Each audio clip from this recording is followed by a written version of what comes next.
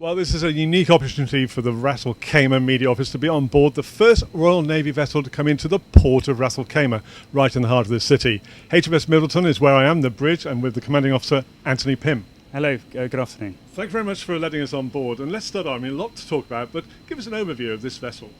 HMS Middleton is about 60 metres long, and I have a crew of 45 people within my crew, ranging from 18 years old all the way up to probably about 45.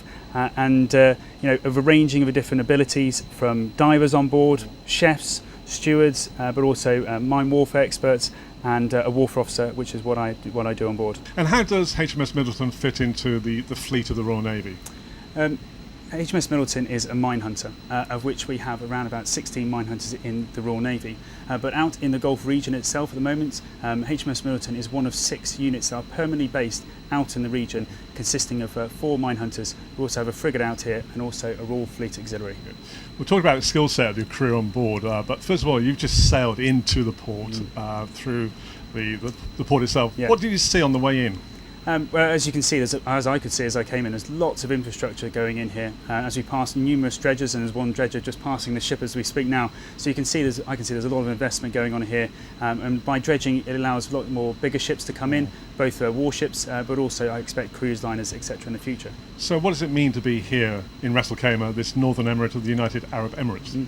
Well, this is a great honour for me as a commanding officer of HMS Middleton to visit this region, both as UAE but also Ras Al Khaimah, and it would be great to honour His Highness on board this afternoon as well. And it's really great for the guys to not just visit a new place, but also go ashore and meet all the facilities and attractions that are ashore.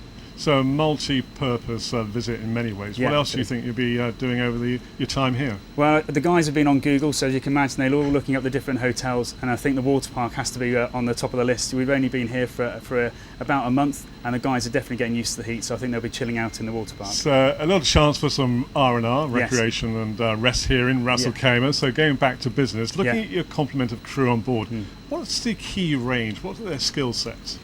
The skill sets that they have some very good specialisations, as I mentioned, as a diver, a warfare officer, looking into mine disposal, but also a chef, a steward, a guy who looks after the engine. But most important, in a small ship like this, it's only 45 people. We come together as a crew, as a family, to basically all work together to produce the main aim. I can't just rely on people just doing their single job. We work together as a team to deliver the results. A team and a family. So what's been the number of years a lot of the crews work together? Together in total, I'd say only a year. There's obviously lots of different experience in this ship and the people, but together as a crew, we've been through about a year now, and we've trained in the UK leading up to this point, leading up to this deployment. So we trained together, we'll deploy together, and as a family we'll return back to the UK later in 2018. Well, we're on the bridge, which is a unique opportunity, and just looking around, it's a fascinating array of instruments and controls here. The vessel itself, it's got a strong heritage, so run through that for us. HMS Middleton is about 35 years old. However, the ship's name is not. It's got battle honours from the Battle of the Atlantic, but also the Second World War. But what this ship is 35 years old, but the actual equipment within it is changing all the time, and making sure that as the Royal Navy we're staying at the forefront of technology, both in the mine warfare area as we are, but also my engines, for example. Brand new Caterpillar engines, they're great, they're quiet, they're efficient, and therefore that gives me the edge over potentially an adversary. Well, you are a very specialist vessel in the Royal Navy, and looking outside Royal Navy grey, you think it's going to be a heavy metal hull. It's not, is it? No, that's correct. It's made of glass reinforced fibre. The potentially adversaries that we may come against are mines, and they are detected sometimes by metal. So by reducing the magnetic signature of a ship, it allows me to go closer to the threat, protecting those important sea lines for communication, which we're here to do. And what about those members of crew who are working off the ship in a potential dangerous environment?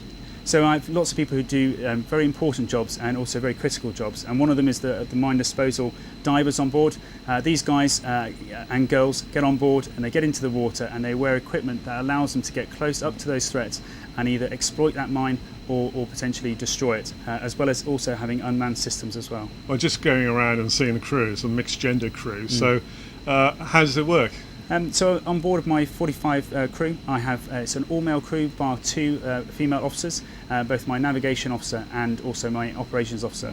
My operations officer is also one of my mine clearance diving experts, and she's the first female Royal Navy mine clearance diver, which is really a great privilege to have her on board. And as we finish our conversation, which has been fascinating, you're talking about the dredging of the port. Do you see other vessels from the Royal Navy coming into the heart of Ras Al Khaimah?